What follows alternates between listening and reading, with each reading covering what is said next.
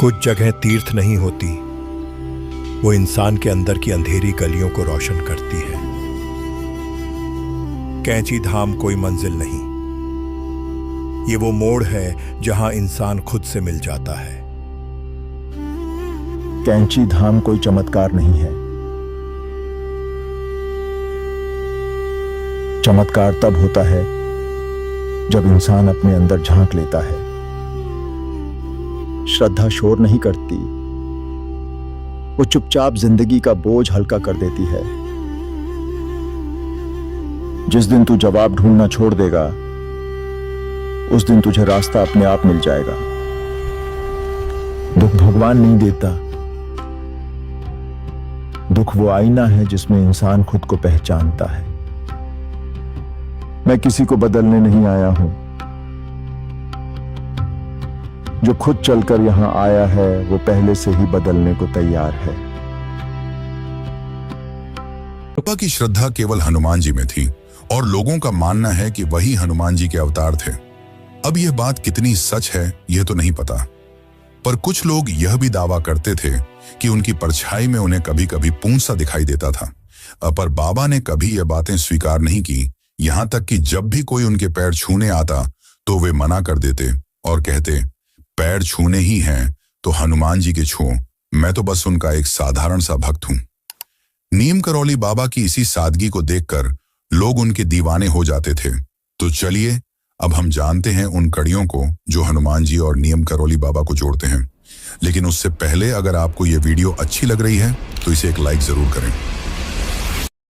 बाबा नीम करौली हनुमान जी के बहुत बड़े भक्त थे और माना जाता है कि उन्होंने उनके लिए 13 सालों तक एक गुफा में तपस्या भी की थी, जिसके बाद उन्हें हनुमान जी की तरह ही कुछ सिद्धियां प्राप्त हुईं।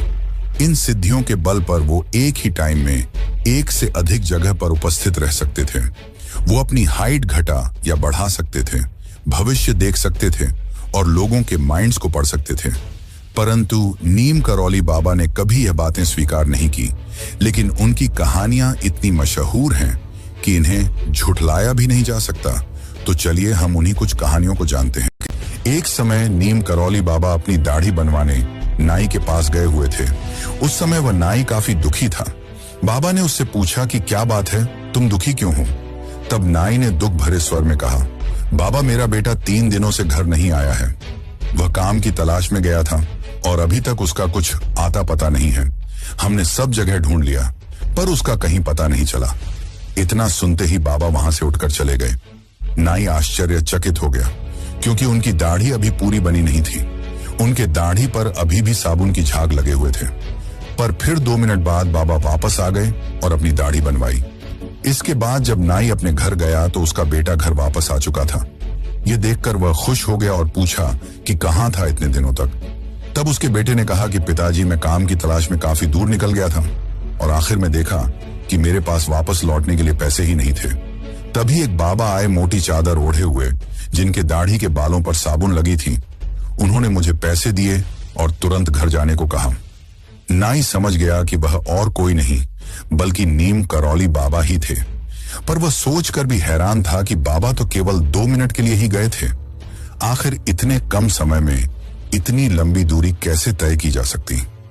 वैसे दोस्तों, आप भगवान में मानो या ना मानो, हमारे पुराणों में मानो या ना मानो, पर नीम करौली बाबा की कहानियों को झुठलाया नहीं जा सकता, क्योंकि इनकी कहानियों के कई लोग साक्षी बन चुके